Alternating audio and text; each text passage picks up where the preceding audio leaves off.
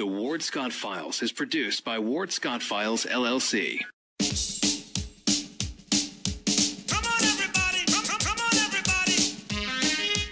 This is a Ward Scott Files advisory. The Ward Scott Files radio show may contain material not suited for people who are easily offended. Trust us on this. This show contains adult information and opinions. Please protect small children, sensitive pets, fragile houseplants, and liberal relatives.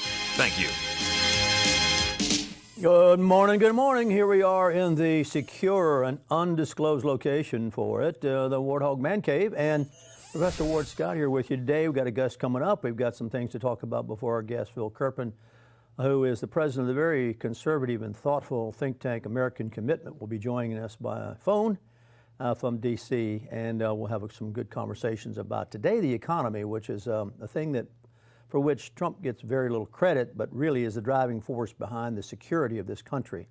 And of course, we know the antithesis to this is the AOC, Alexandria Ocasio-Cortez, socialism for all. We hear all kinds of squirrely things, free lunch, free education. There is no such thing as a free lunch. Have these people been out to napping somewhere and not understand this? That somebody pays for it. We went over that yesterday.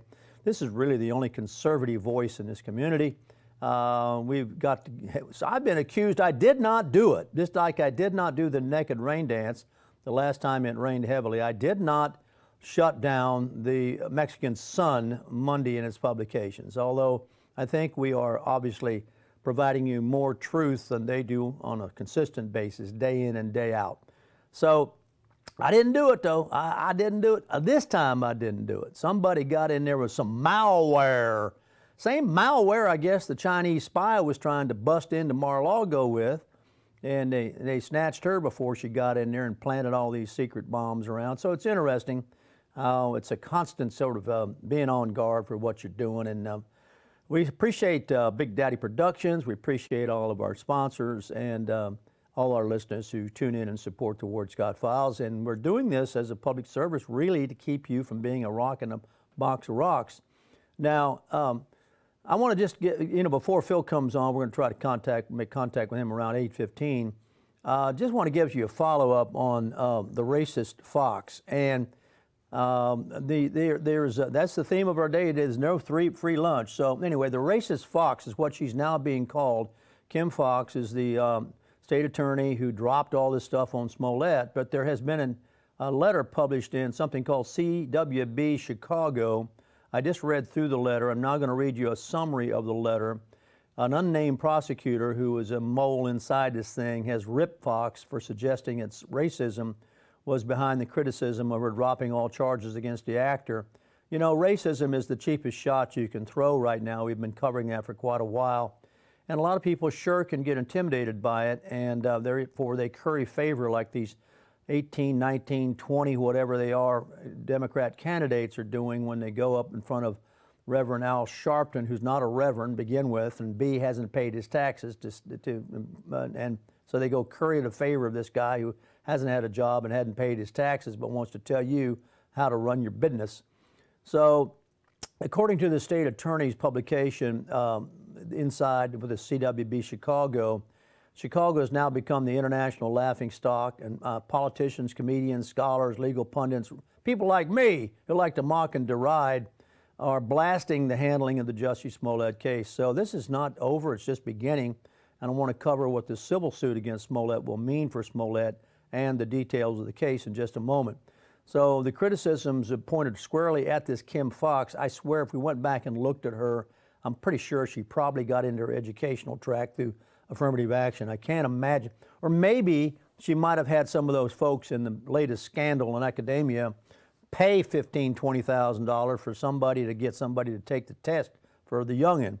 So, I mean, you have to wonder about these people. And when they get into a place where they're really asked to produce, they come up with stuff like this and elementary, fundamentally flawed thinking.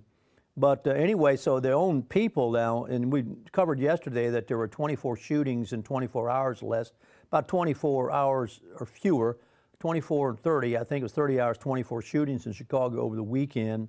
And so the criticisms squarely pointed at her. She spoke at the Rainbow Push Coalition meeting, and she said that the goalposts were changed, and when African American becomes the head prosecutor, then they automatically get criticized because they're African American. I think this is something generally to be on guard with, because if you're an African American, you're doing your job, and I don't like hyphenated names. Let's just say that you're a person of color. I guess that's the thing that best describes it euphemistically now. That if you're a person of color and you're a good person, you've done all your, your academics properly, and you've been a good, sound citizen, and along comes somebody who is in the same set, if you will, as you, like Fox, and she gets besmirched, then you by association gets besmirched, and it's unfair to you.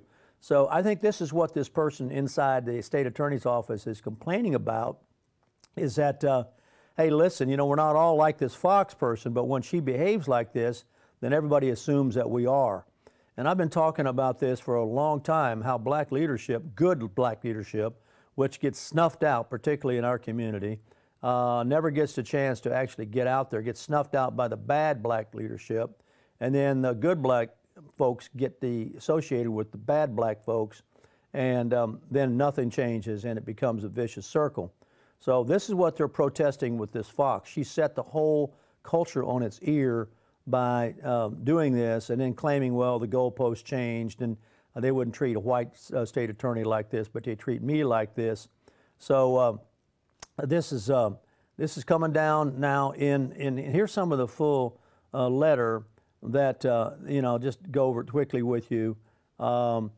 She obviously has faced this since her office announced that charges against Smollett have been dropped.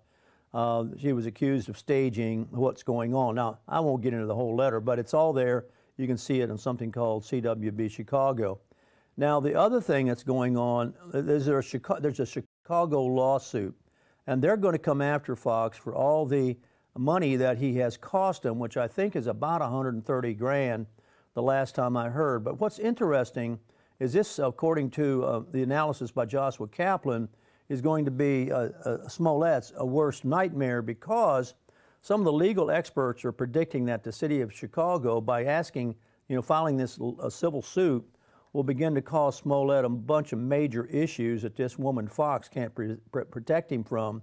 They announced last Thursday, the city did, they were going to file this suit, and for the cost of investigation into his purported racist and anti-gay attack after he refused to meet a week-long deadline to repay roughly 130 grand. They gave him a week to repay it. He gave him the International Fighter Pilot salute and went on about his business. So there's a high-profile Chicago area attorney named Karen Conti, and who said it's going to be his worst nightmare, because the evidence will likely be unsealed that Fox sealed, and the case could drag out for years. But it will result in the facts that we haven't been able to get so far. And she says that Smollett and Fox together, really kind of working in concert here, have made the city take a stand where it wants its pound of flesh. Now, it's got a new mayor. It's a lesbian mayor of color who is, I think her academics are pretty sound, and we'll see what she does with this and how she handles it. Because basically what Smollett and Fox have done is tried to put the cops on trial the way Johnny Cochran and that crowd did with O.J. Simpson, rather than try O.J. Simpson in that famous trial. They went ahead and tried L.A. cops and made it out to be the L.A. cops are racist, and that's why O.J. Simpson got away. Couldn't have been him who killed the white girl. Just couldn't have been him. It had to be somebody else. So they invented this phantom criminal who killed the girl, and that's all a crock.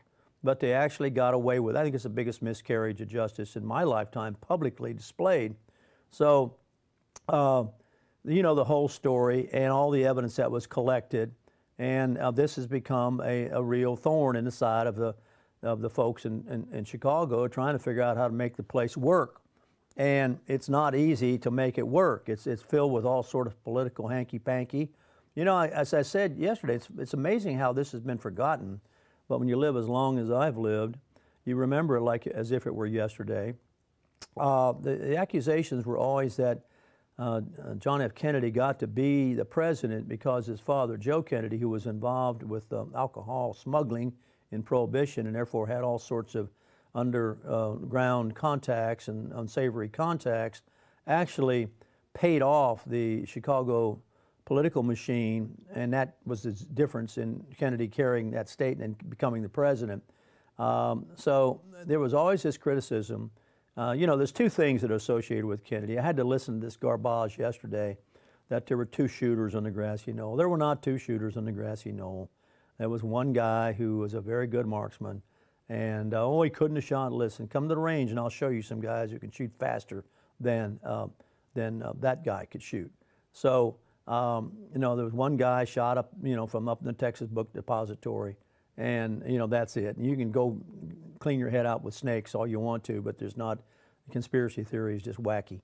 But the point here is that you got to, you know, this has got teeth to it. I mean, you know, there is some sort of conspiracy going on here. It's traceable, that goes back to Obama. It goes right back to Obama, and that whole deal is interesting because of the nature of Chicago politics. Now, this is interesting, and I thought I'd share this with you in a few minutes we got before we contact with Phil. There is a representative, Bobby Rush, who calls the Chicago police sworn enemy of black people. So this is a Democrat from Illinois. He's a representative, and he slammed this. So this is all thrown into the whole turmoil. He slammed the Chicago Police Union as, quote, the sworn enemy of black people. Now here we go. We've got the same issue going on here yesterday that I pointed out with the graph by Cindy Swerko, the Birkenstock writer, on the front page of the Gainesville Sun, the Mexican Sun, Sunday, when it showed arrests of people by culture for the nasty marijuana weed.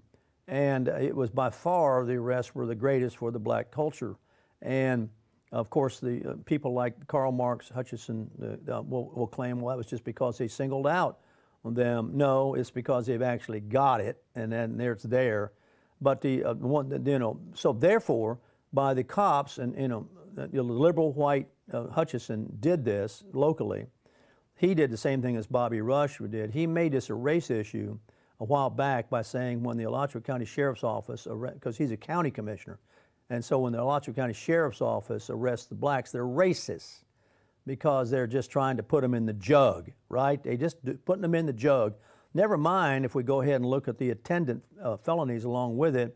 While they've got the reefer madness on them, they're also, you know, toting a gun as a convicted felon, or, you know, on and on and on, you know. So, you know, it's what now Bobby Rush has slammed the Chicago cops for. That's going to go over real well. And he says that demanding the Cook County State Attorney Kim Foxx resign, he blames that on the Chicago cops. Many, I don't know what the demographics are of the Chicago cops. I know one heck of a lot of them are black. But he says that the FOP, the Fraternal Order of Police in Chicago, is the sworn enemy of black people. The sworn enemy, he says, and this was during a press conference in support of Fox dismissing Smollett's charges. And he says, this guy Rush says that the FOP has always taken the position that black people can be shot down in the street by members of the Chicago Police Department and suffer no consequence. Who shot the 24 in fewer than 30 hours last weekend? I read through them yesterday. I read through them, and I didn't see where a single person who was shot in Chicago this last weekend was shot by the cops, shot by other blacks. Now, as long as this kind of divisive rhetoric and ignorance is out there in the discussions and the language of people, we're going nowhere with this. It's going to make it worse. I think somebody suggested to me the other day something, half with tongue in cheek, but half seriously. You take a city like the Gainesville here, you take this issue like the cops being blamed, go ahead and stand back and quit trying to change it. Let the city here of Gainesville go ahead and overcharge for underserved people in utilities. Go ahead and let them do it. Go ahead and let them waste the money. Go ahead and let them run a lousy police force. Go ahead and let them have hookah lounge stuff. Go ahead and let them have you know, people working for them, stealing from them that they can't catch and don't know they're doing it, as evidenced by the Brazilian butt lift. Go ahead and keep doing that. Quit trying to change them. Quit arguing with the Ed Belarskis. Quit arguing with the how low can you go bow tie pose, and just let the place implode, and let the doggone bond ratings go down, and let the crime come in, and let the whole thing just get out of it, and let the thing implode, and go to somewhere, go out to Newberry. It's got its act together. Go to one of the other towns around here and get the heck away from these people and let it implode. So I think a lot of people are doing that from up north, and unfortunately we're the receiving places for that. We have them coming in here because things are getting so stupid up north that they come to Florida and inundate us, and then they recreate their problems that they're leaving. They recreate them here. So I'm thinking, how we doing, boys, in our call? Anyway, I think they're working on it. I'll let you know when we come through. So Rush, now this guy Rush is a founder. Now this makes sense. I'm going to just fill this in on for you. He's a founder of the Black Panther Party in Illinois, okay? And he once referred to then Senator Mark Kirk, who was Republican from Illinois, as a white boy after the senator called for mass arrests of gang leaders in Chicago. And of course, as soon as he called for that, Rush, one of the founders of the Black Panther Party in Illinois, who found his way into the government structure, called this guy an upper middle class elitist white boy, solution to a problem he knows nothing about. So Rush is also a member of the Congressional Black Caucus, that crowd in Congress, and he has also met with anti-Semite Nation of Islam founder Luis Farrakhan. All right, I think we got Phil Kerpen on the phone here with us. Hello, Phil. How are you, sir? I'm doing great, Ward. How are you? Well, I've enjoyed watching your tweets lately. I was going to say, you've started replying a lot. You're getting active on there, I noticed. I'm getting active, and I think it's so dead on what you say, and I really can't add anything to them. I very much appreciate your very insightful comments. They really cover the... I really appreciate, I appreciate it when people say that, because you've probably noticed I'm a little bit addicted to the Twitter. I'm on there like all the time. So, I feel like I'm wasting a lot of time, but then when people tell me they like it, then I feel, okay, maybe it's not such a waste. So. No, I think it also shows the tremendous breadth of interest you have and expertise you have that is very relative to your commentary. You're not an unenlightened fellow. And we're talking with Phil Kerpen, who's president of the American Commitment, is a conservative think tank, and Phil has been a good friend of the Ward Scott Files for quite a while. We've discovered each other on Twitter, and I follow him and remark on his comments, and we like to feature his comments here coming out live to you. We've got about 2.3 people listening an hour on a national basis right now, Phil, so a lot of people can hear you. And of course, and we repeat it on our WardScottFiles.tv site, so you're getting heard a lot. I'm kind of interested in the economy. Now, what you basically want to start out talking about today, I may pick your brain on some other things with your permission, is a part of the economy, is it not? The Consumer Financial Protection Bureau and all that you want to talk about? Yeah, it's an interesting agency because it was set up by Elizabeth Warren and the Democrats in the Dodd-Frank law to be this almost all-powerful, totally unaccountable federal bureaucracy. All the power was put into one person with a 5-year fixed term. They get their budget from the Federal Reserve, and so they're not subject to the appropriations process. And they were extraordinarily aggressive under, Obama and Elizabeth Warren's pick, Richard Cordray, who was there well into 2017. So he was there, he was there a good, year and a half after Trump was president, because President Trump decided not to fire him and have a legal fight over whether he's allowed to fire him, just to let him run out his term before he appointed someone new. And so the CFPB was still pushing far-left Obama policies, to regulate the economy, the availability of consumer finance, well into 2017. And so we're just now kind of seeing the process of reversing the Obama regulatory overreach that all the other agencies went through at the beginning of the Trump presidency. We're only seeing it now with CFPB because Obama's appointee still controlled it until late 2017. How did it get created? How did it get created, Phil? Was it an executive? How did it happen? It was in the Dodd-Frank law. It's in the Dodd-Frank law.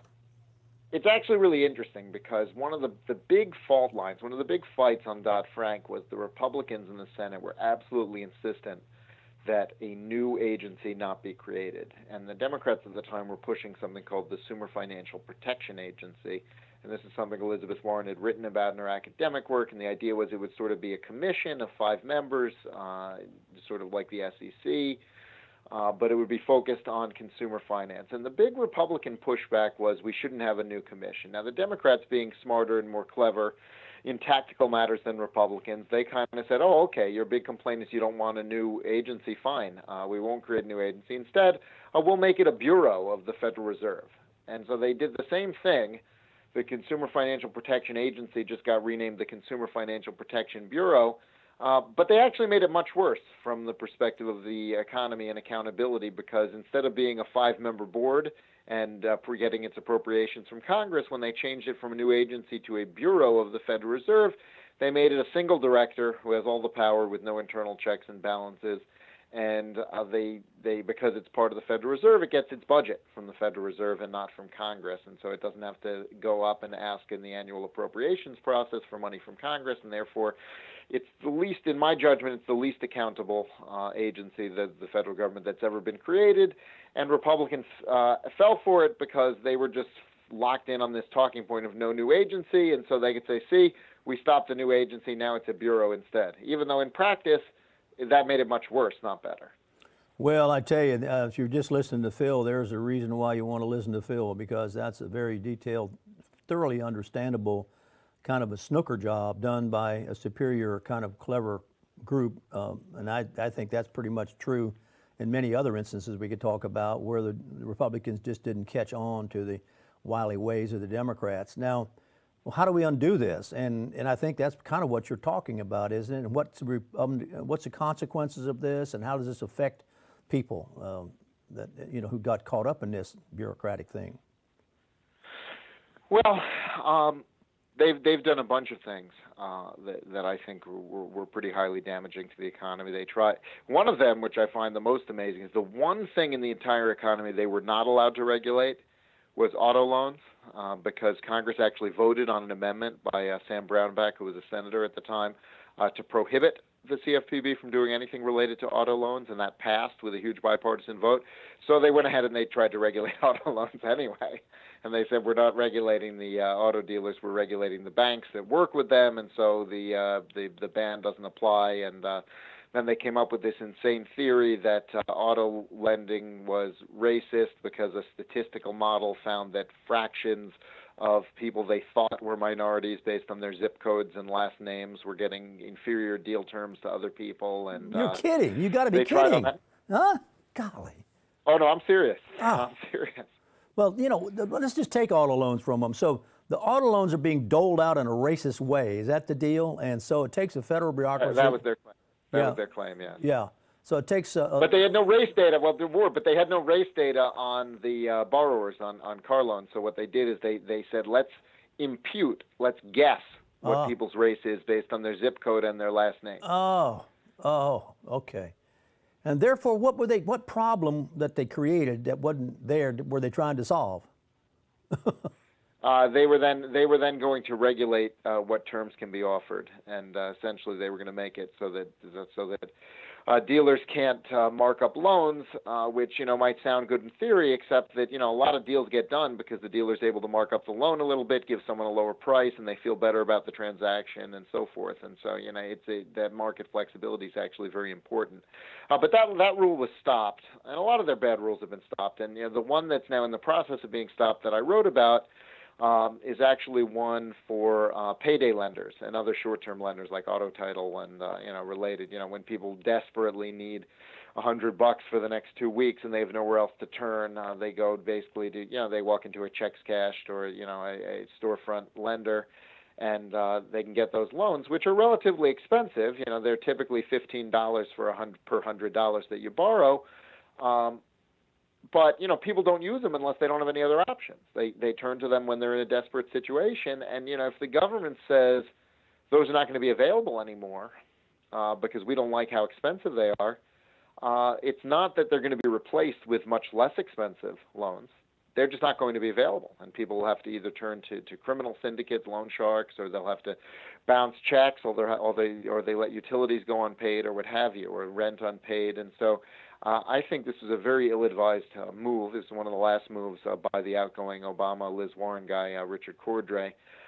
Essentially, he wanted what's called mandatory underwriting for short-term loans, low-dollar short-term loans like payday. That would have meant going through a process like when you get a mortgage. And when you go in to borrow $100 for 2 weeks to get you through for whatever your crisis situation is, they would have to know all of your debts and all of your income and all of your household, everything. Like you'd have to fill out everything as if you were applying for a mortgage. And they'd have, if you think about the impact of that, 70 or 80% of the places that are in that business would probably go out of business if they had to meet that requirement, which I think is what the Obama administration wanted. But I think that would leave a lot of people a lot worse off if that happened. And by the way, Ward, that's not some industry where they're charging their $15 per hundred, so they're just minting massive profits and they're making a fortune, and they need regulators to crack down on them. Quite the opposite. It's an extremely heavily regulated industry already at the federal, state, and local level. And a lot of those companies are going out of business. A few years ago, there were 5 publicly traded small dollar short-term lending companies in this country. We're now down to 2. One of them is barely profitable. We might be down to 1 relatively soon. So it's a very, very tough business. A couple of years ago, U.S. Bank said, we're going to get into the short-term low-dollar lending business, and we're going to have so much better terms than the payday guys and the storefront guys. Everyone's going to switch to us. And then they developed the product, and they priced it out, and they offered it, and they're basically charging the same price as all those other guys that they said they were going to compete with because that's what it costs, because you have high default rates and you've got your transaction costs, and just that's the economics of the business. And so this is an interesting one because they've just now proposed to block the Obama rule on this, and basically all of the liberal state attorneys general are saying they're suing, and they're all going nuts, and they've got all the liberal groups saying how dare you, the Trump administration is in the pocket of the evil payday lenders. But I think this is one where even if the political messaging might be with the liberals, the reality, the facts on the ground are definitely with what the Trump administration is doing, because these businesses serve a very important function when people have no other option. So basically, I hear the theme that the liberals have been using quite a while, and particularly in the voice of Pocahontas there. It's the big corporate banks against the little guy, right? And this is a subsidiary of that, if you will. Well, these aren't even the banks. These are the non-banks. I mean, these are the when you're driving down the road and you see a place that says checks cashed, or you see right. But they're treating them as if they were an arm of the big banks, right? I mean, well, the banks, the banks like this rule because it eliminates a competitor to them. They'd rather you bounce that check or you overdraw your account because then they can whack you with fees, which end up being much more expensive, by the way. And so. They always talk about we're going after the big banks, but they're actually, in this case, going after the non-banks, the bank alternatives. And there's some very interesting research on this. There was a professor at the University of Pennsylvania, big liberal, probably disagrees with me on this regulation. But she was writing a book about how terrible these places are. And so she went undercover, and she worked at one in the Bronx, and then she worked at one in California. And what she found was the opposite of what she expected. She said people go into these places for very good reasons because they understand the pricing. Everything's posted on the board. They find banks mystifying with all the mystery fees and penalties and everything else. And they get good service there. People know who they are. They take care of them. And so it's very interesting because in many respects, the old sort of community bank approach where they know you and they take care of you and they trust your word that doesn't exist anymore in the banking sector sort of does exist in this financial alternative non-bank sector where these community financial centers that do checks cashing and payday loans and that kind of thing, they do sort of, you can trade on your reputation with them. They know you. They're in the community. They've got sort of the feel, in a sense, of those old community banks that don't really exist the way they used to. Can you elaborate a little bit on this Center for Responsible Lending? And all of its. This is the main liberal advocacy group that's pushed that pushed the Dodd-Frank law in the first place, and that's pushed all of these regulations, and is sort of the main liberal think tank and sort of coordinating activist group also with all the sort of constellation of the left-wing groups. And what I find remarkable about Center for Responsible Lending is that their main funder is a guy named Herb Sandler, who made billions of dollars selling negative amortization mortgages, pick-a-pay mortgages, he called it. Golden West Financial was the name of his company. The New York Times called those mortgages the Typhoid Mary of the housing crisis. He sold his bank to Wachovia, walked away with billions and billions of dollars. All of his loans then imploded, destroyed Wachovia Bank. It ended up being bought out of bankruptcy by Wells Fargo. And now he goes around saying, I'm the good guy. I'm going to fund the do-gooder efforts to go after, the evil banks and the evil non-bank financial companies. And, I'm the good guy, even though all of his billions that are funding this stuff came from him being probably the worst actor in the entire financial industry. And then his partner, the guy he's funding, the guy who runs Center for Responsible Lending, is a guy who also runs a credit union in North Carolina. His name is Martin Eakes. And he was the inventor of subprime mortgages. He's proud of this. He invented them back in the 80s. And he sees all these efforts to regulate all of his competitors as a way to enhance the business model of his credit union. And so he's got a huge conflict of interest. And these are the guys who push all of the regulations. And the media sees no problem with this, other than a couple of conservative outlets. I think Free Beacon has done a couple of stories over the years. But basically, nobody sees any contradiction or tension or anything worth mentioning about the fact that the number one liberal advocacy group on financial regulatory issues is run by the inventor of subprime mortgages and funded by the guy whose product was the Typhoid Mary of the housing crisis. Wow, I'll tell you, that's one of the most intense conversations I've heard you present, and it's just loaded with detail that, quite frankly, I think one of the reasons the public doesn't know about it, it's not real sexy. It's something that doesn't lend itself to easy, quick headlines. We've got a little suggestion here that this is the left scheme for money control. I don't know if you approve of our synthesizing it's down to that comment, but it is a left scheme. A lot of that makes sense. Look, I mean, Elizabeth Warren wants to put all of these lenders out of business. And then, if you ask her, well, what are people going to do when they need a loan? She says, well, the post office should be a bank, and the post office should make loans. The government will do it at every post office branch. They'll start doing the lending, and that'll be so much better because, they'll charge low interest rates, and it'll be wonderful and fair and so forth. And, it's like, wait a second.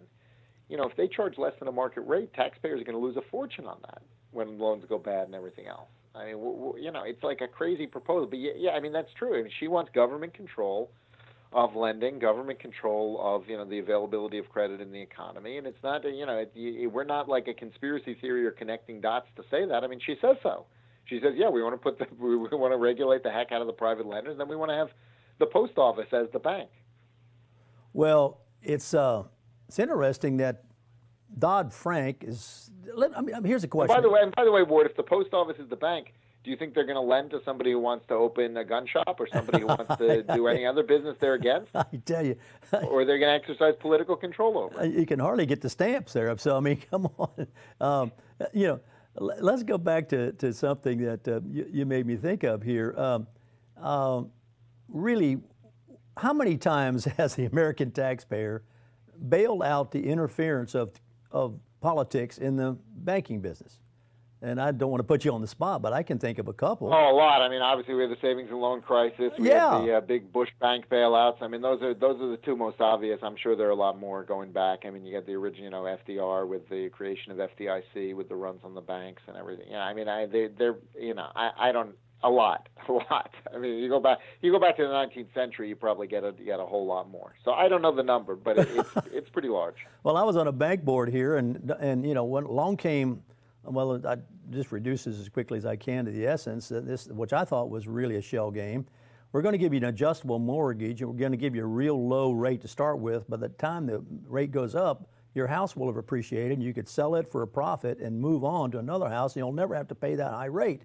Well, of course, what the builders did was overbuild, and all these loans that went out in it, cat chasing its own tail, and all of a sudden you had these, here in Florida, you had places that nobody could buy because, It worked for some people who were lucky enough to sell before it collapsed. But, that was a very dangerous theory. And it put a lot of community banks out of business, Phil. They didn't have enough cash reserves to weather the storm, and, of course, the government came along under Obama and said, you better hold back more cash reserves. Well, the only way you could do it was to sell more stock and dilute the value of the stock, or, sell out to a guy who had more cash and therefore absorb the loss easier than you could. And that's the way it went down in Florida here for a while. So, well, they had these computer models that said housing prices would never go down. So, well, you know, they put their trust in that over, reality. Well, what do we do now? Where does Trump go with this? Is this Trump aware of this and involved with this? Is this another thing that's just sort of on the sideline for him? Well, this is it's his director, Kathleen Kraninger, who's now proposing to repeal the Obama rule. It's in a comment period right now. We'll see what happens. I think they're going to move forward with it, and then of course, the liberal states will sue, and they'll try to find some friendly judge, and it'll have to go up through the system like everything else that this administration does. They get hampered every step of the way by the judges, and you just hope it gets sorted out eventually, to a favorable conclusion. But I think the most important thing on this one is just to stay the course, because of course, the political attacks are going to be relentless, and they're going to say, this is evil. They're doing the bidding of the evil payday lenders who take advantage of people and all this kind of stuff. And there are a lot of sob stories out there of people who get stuck with these loans and get one after another. And I definitely feel for those people. It's unfortunate that happens. But there are also an awful lot of stories of people who literally would have no other option if these loans weren't available, and they get them through a pinch and a tough time, and they're able to pay them off, and they don't get into that cycle. And so I think that it's one where it's easy to demonize politically, and so I think we are going to see a lot of coverage and a lot more attacks from the liberals on this rule over the next couple of months before it's finalized. And I just hope that this is one where the director of CFPB, Kathleen Kraninger, and the president, if he starts taking attacks on this, which he might, will sort of stand firm and explain the issue, and not just do the easy thing, which would be to cave, because that would be unfortunate for a lot of people who then would find themselves without options. We have a question coming in here. How does the American Commitment find these issues? And I guess this question wants to get at a little bit more about what the American Commitment does, because you guys have presented this and dug it out very, very well. And you mentioned a couple of others, the Free Beacon, but who else is doing this? I mean, you guys seem to be the kind of the think tank for these issues, and they come to your attention. Well, what we try to do, our mission, what we try to do is we try to look for the issues. We only do economic issues, so fiscal, economic, regulatory issues. We don't do social policy or foreign policy. But what we try to do is we try to look for the issues that are sort of on the margin in Washington, that could go either way, where the outcome is in doubt, if you will. And we try to get the facts and the information down to an explanation that a typical person has time to understand. We're not going to ask you to read a 30-page paper. No, the think tanks like Heritage and Cato do a good job with that. We try to be much more focused. So we try to get an issue down, to a 200 or 300 word action alert email, or a 600 word column, or a 5 or 10 minute radio interview, or what have you. We try to get it to a simple explanation. And then we try to make it easy for people to be more active, engaged citizens. So we ask people to share our articles, or to write letters into Congress or into agencies, and to have an impact on the policy process, so we can win some of these economic fights. And that's the mission, that's the vision.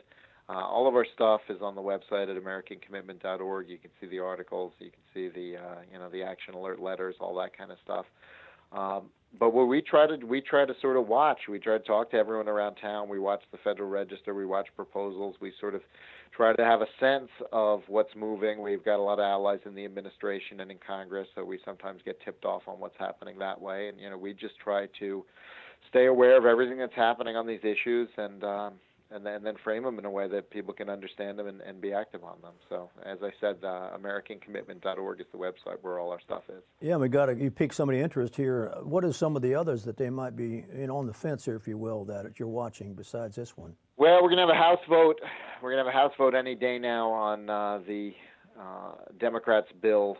Nancy Pelosi calls it the Save the Internet Act. I call it the Tax the Internet Act. They want to reimpose the Obama version of net neutrality that was repealed, which I believe the main Democrat goal of that is to reclassify broadband internet service as a telecommunications service, because the internet service now, as an information service, is totally exempt from federal, state, and local taxes, which is why your internet bill doesn't have a tax section the way your cable and your phone bill does. If this Democrat bill passes, your internet bill, your broadband internet bill, will be considered like a phone bill, and therefore there could be a big section of federal, state, and local taxes. And the current federal universal service fund tax is 20% phone bills. So if you just think if they move that over to your internet, that's a pretty hefty hit.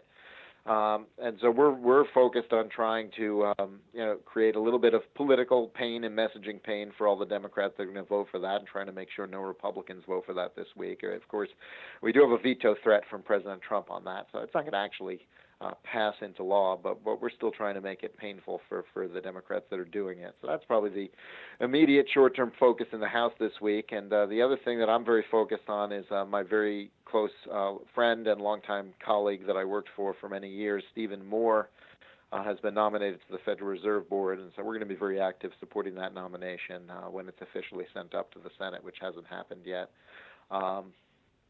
That internet thing is huge. That's a huge one. That really deserves to be fought long and hard. And fortunately, we've got somebody who, as you say at the top there, who will veto it. But I don't see any limit to the zaniness of the Democrats right now, from all over the waterfront here, with the things they're trying to do, from keeping, finding out who's a citizen on the census, which I think has huge economic implications. I was on a local deal here trying to find out where all the rural people were in a census, for example, who get slighted. A lot of times they don't get counted, and yet they get all kinds of economic benefit if they're found, because they fall into the rural classification, and you can't find them. So that's a legitimate search, but not mixing in non-citizens with citizens seems to me to be a really, not the way to go. I mean, I don't think that's, I think the Democrats are pushing for that too, and I think it has economic implications along with this immigration. Well, the Democrats voted against an amendment that Dan Crenshaw put forward on a bill a couple of weeks ago. Dan Crenshaw from Texas put up an amendment. It was not even a binding. It was just a sense of Congress. It's the sense of Congress that non-citizens should not be allowed to vote. Democrats voted against that. I think maybe 15 Democrats voted for it. All the rest voted against it. So they've become a very radical party. They're very, very, very radical. We've been talking to Phil Kerpen, who's president of the American Commitment, comes on and Ward Scott Files from time to time, and we have a good chat with all the details of D.C. and what's going on. It might be under your radar. Phil also likes to go out to Twitter, and I like to watch what he has to say. Anything out there that you've been interested in? I don't have Twitter pulled up in front of me that you've been commenting on that might be of service here in the last couple of minutes we got with you. Do you want to cover?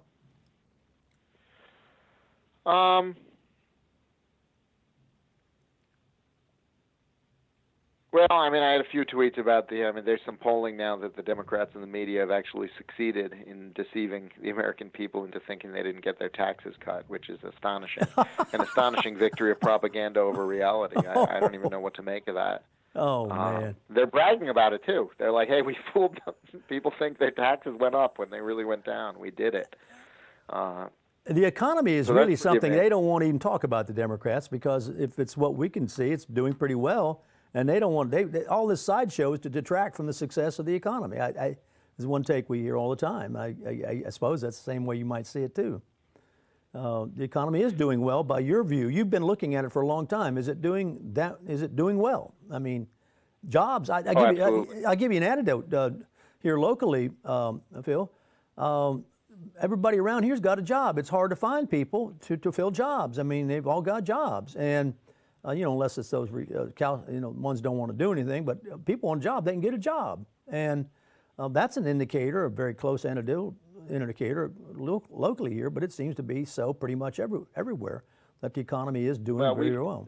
We've consistently for the last year or so had a situation which is very unusual historically in the United States, which is there are more job openings than there are unemployed people, and so.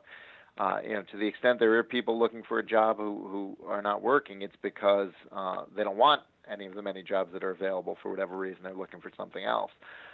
But there is a pretty severe labor shortage right now, and we've got unemployment is sort of sticking at 3.8%, which is very low historically.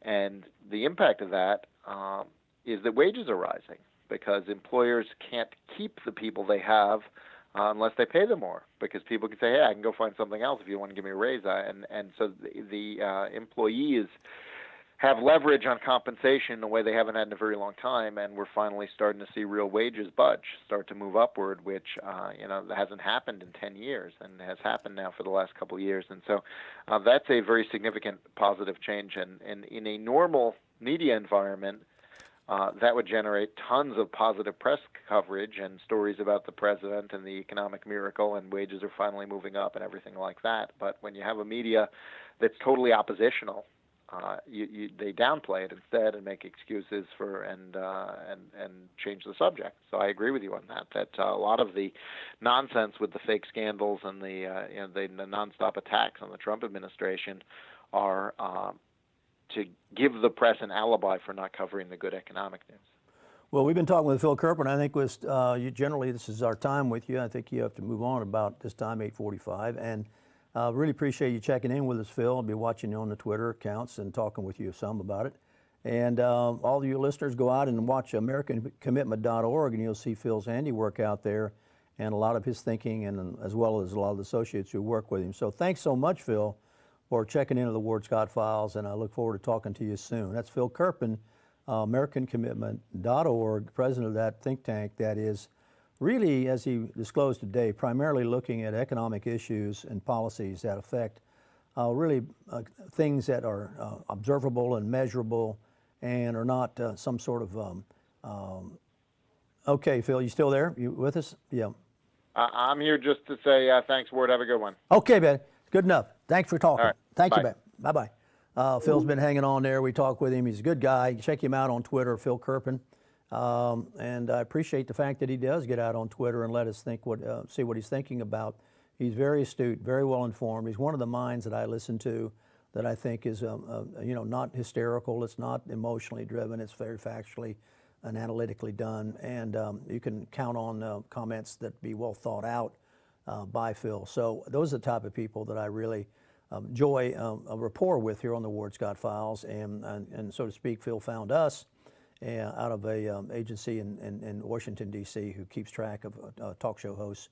And so we have an audience in D.C. that appreciates what we're trying to do, and we try to send that along to you here on a local level. It's a kind of a balancing act as we present the Ward Scott Files to you. We try to present you local issues that a lot of people are not aware of here, so that you'll be informed and you won't get it necessarily through the Gainesville Sun or Channel 20. We try to do a little more in depth here. And also we have an enlarging and greater expanding national audience, and we keep that in our eye too. And we try to help you understand there's no such thing really as a pure and simple local issue. Local exists in a context which is national, and it's sort of like, they're reciprocal, they mirror each other. We keep a close watch on Andrew Gillum, for example, because while Andrew Gillum, it's a good example, is a local fellow, having come out of this local high school, Gainesville High School, he also narrowly missed being the governor, and he might well be on a ticket for the presidency in 2020. So I can't think of any better example of a national, statewide, and local all blending itself into one kind of storyline than we have with Andrew Gillum. And it comes down to everything we have learned, such as getting a $10,000 stipend to come here and talk, which he didn't need and shouldn't have taken. And probably would have taken had we not caught him and called attention to it. And now he says, well, he intended to give it back all along. And if you want to believe that, that's fine. A lot of people believe that swampland was for sale in South Florida too. The other thing we kind of keep an eye on, of course, is what's going on. And Phil alluded to it. The media here is obviously in cahoots with misinformation. Let's put it that way. It doesn't always get its information right. But, the media is not the only one which controls information flow. And one of the big ones which controls it, of course, is Amazon. And how does it control it? Well, Alan McCarr has talked about this. And there's been a lot of pressure constantly by the left-wing journalists and activists to control the information flow in the country. Here, everywhere else, a lot of things I know, for example, that Robert Karl Marx Hutchison has done behind my back to try to get me off the air. He doesn't know I know it, but I know it. It's just he's a very dangerous guy. He'll look at you and smile, but a villain may smile and smile and smile, as Hamlet says. So there's a lot of pressure by left-wing journalists and activists, and Amazon now is purging right-wing authors from its bookstore. And this is something that I find very interesting because Amazon has become the be-all I mean, I think Bezos divorced his wife and left her $35 billion worth of stock. There's that much floating around, and she didn't even get 50%. So Amazon has purged, according to Bakara, right-wing authors from its store, including a book co-authored by an English Islam critic named Tommy Robinson. So this is a big web retail giant, and it's become a dominant market player in book sales, and it accounts for nearly 50% of physical and 83% of ebook sales in the U.S. So therefore, Amazon has the power, think about this now, to effectively cut off an author from a vast majority of book markets. So it's got some purges going on now, and it's targeting what this is observable and traceable and can be cited, to a white nationalist fringe, if you will. In February, the tech giant banned a number of books from a white identitarian. Boy, I never heard that one before, but that's a new word, Jay. It's a new noun, identitarian. Jared Taylor, and a book called The White Nationalist Manifesto by Greg Johnson. So there's also some bans on Holocaust revisionist books and a purge of all books by controversial pickup blogger and author Dariush Rush Valadeshe in 2018. So this is a form of censorship.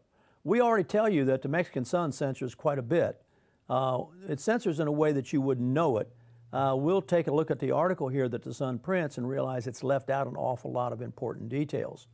And I don't know that the Sun has ever printed an article that we disclose here on Ward Scott Files that Andrew Gillum's brother was registered to vote in two different places, one in Tallahassee and one in Chicago, Illinois, and had sworn about the Chicago, Illinois to be valid and true in an attempt to help Chris Chestnut in a dog mauling case in Dallas. I don't know that that's ever made it into the Gainesville Mexican Sun. So is that censorship? Yeah, it's censorship by omission, if you will. So a lot of the things that are out there could be easily done and you wouldn't know about it. I don't read those type of books. I would never have known about it. But the issue is, but you know, the censorship's not a new thing. Lady Chatterley's Lover was censored. It's mild compared to today's behavior. You know, some of Miller's work, Tropic for Cancer, was censored. Lolita was censored. You know, so it's not new. It's not new. And you just have to be aware of it. There's been a censorship we talked about the other day with a separate piece by John Knowles being taken out of a curriculum for one of the high schools up in northeast part of the country, where it doesn't have a dirty word in it, but it has the undertone, someone said, of homosexual behavior, which I thought would make it attractive, right? I mean, that's what you're supposed to be for, right? I don't understand that. If we're going to have an LBGTWXYZ, then how can you ban a book for having homosexual undertones? I thought that's what you'd want in the book. But, you know, the public and media outcry has no reasoning to it. It's always illogical. It's always kind of hopscotchy, and you just don't know how it's going to manifest itself, where, when, or how.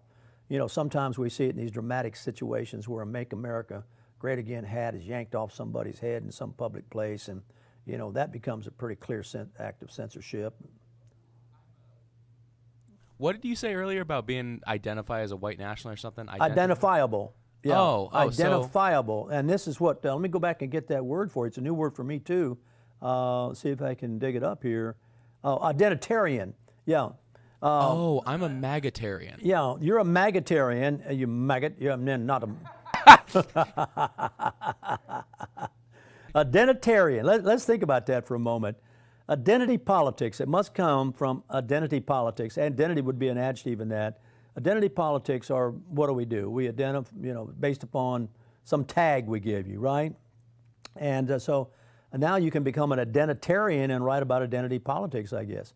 And see, White Nationalist Manifesto would be, let's follow the logic of this, would be, by definition, a identity book, right? Because it's about white nationalists, right? And that's an identity. And, you know, that's the identity they try to pin on everybody. The left does by saying, you know, you're a white supremacist because you're white. Or you're really a white supremacist if you have the Make America Great Again hat on. That really makes you, that hat in their minds becomes the KKK hood, right? All that business. So they do it by putting you together in a group by a visual stimulation, I guess is what it's all about. without examining who you are, what you are, any of the other qualities you might have are negated by the outward manifestation of the inner. Well, it's like the example earlier with the credit scores where they went by last name and area where you lived. An area where you live, yeah, area code. So they're just assuming. Zip code, yeah. They're just assuming, yeah. They assume. Now, these assumptions do work. If you went to a degree, if you went over to cluster where all the black culture, so-called black culture is, you would look at the East Gainesville zip code. But the white folks live in there too, But generally, it is known as the black culture, and those zip codes are known as the black culture.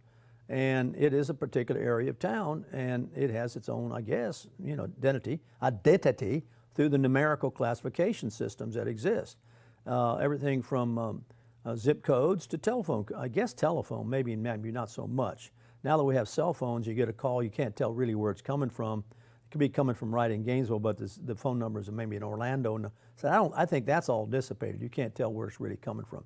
But those zip codes, they can really nail that down as to where you live. They always want to know your zip code when you do get something. They want to know everything, get all that personal information about you, because then they want to be able to work backwards and get the demographics and figure out what you want and then start. If you'll notice this, of course, Jay, as you guys know this is your generation. If you seek information about a particular product, let's say you're seeking, as I did, information about a concealed holster for a concealed weapon.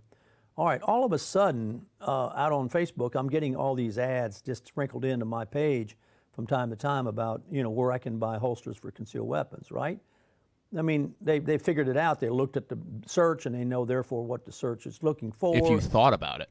Yeah, and so then they'll give you more choices and this, that, one, and other. So it's a very interesting kind of thing we've got going. Let's play the AOC imitator. Have we got that? Here we go. We got a treat for you, friends. This is hilarious. Give Jay a moment to cue it up. Ready? Okay, y'all. Listen to me. I might Do I see under it? investigation for, fraud and stuff, FEC stuff. But that's not even the point. Like, at least I don't do what Border Patrol do, Like, for real, they're out there and they're actually, like, checking how brown kids are. And if they're brown enough, swear to God, they will check. And if they're brown enough, they inject them with needles at the border. Prove me wrong. Prove me wrong while I fill this furniture. I'm not racist like that. It's horrific. And it's a tragedy. It's like tragic and horrific together. Straight up, it's terrific. We got to do something, you guys. We got to do something. I can't. The devil made me do it. And it's out on Facebook, so it's public, and I see the gentleman up there who put it up there. His name is there. But it's a perfect impersonation of AOC. We had the other one when she was doing that and telling us how the world worked and, when things were upside down. And oh, golly. I don't know what we're going to do with this child, but she's out there. She's perfect material to mock and deride and have some fun with. But yeah, Lisa, it does crack you up, doesn't it? Because she's got what is that, Jay, that once upon a time, was it Valley Girls or something like that talk like that? That's just normal now. Oh, that's normal? Oh, no. Is that normal? Yes. Oh. Sadly. That is normal. Oh. Yeah, I'm walking around college campus. It's just like.